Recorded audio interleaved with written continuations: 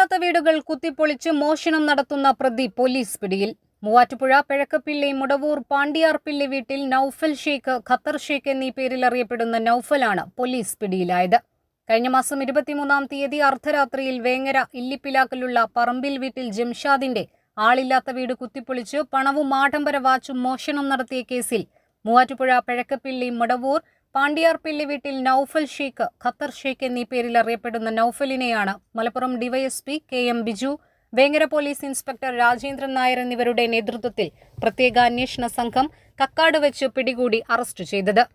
കൊണ്ടോട്ടി, മഞ്ചേരി, അരീക്കോട്, മങ്കട, പെരിന്തൽമണ്ണ, താനൂർ എന്നീ സ്റ്റേഷനുകളിൽ നിരവധി കളവുകേസുകൾ ഉൾപ്പെട്ട് റിമാൻഡിൽ കഴിഞ്ഞുവരുന്ന പ്രതി കഴിഞ്ഞ മാസം 15-ന് ജയിലിൽ നിന്ന് ജാമ്യത്തിലിറങ്ങിയാണ് പ്രതി വീണ്ടും മോഷണം നടത്തിയത്.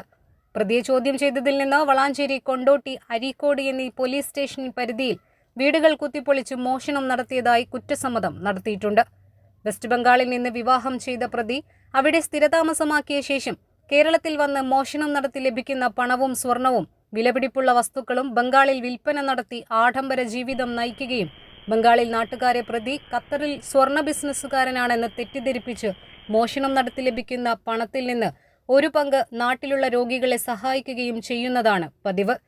മലപ്പുറം ഡിവൈഎസ്പി KM ബിജുവിന്റെ മേൽനോട്ടത്തിൽ Vengara police inspector Rajendran Nair, Vengara sub inspector Anil, SCPO Shebeer, പ്രത്യേക അന്വേഷണ സംഘങ്ങളായ ദിനേശ് ഇരുപ്പക്കണ്ടൻ, രഞ്ജിത്ത്, രാജേന്ദ്രൻ, ബിജു VP, ജസീർ KK എന്നിവരടങ്ങിയ സംഘമാണ് പ്രതിയെ പിടികൂടി കേസന്വേഷണം നടത്തുന്നത്.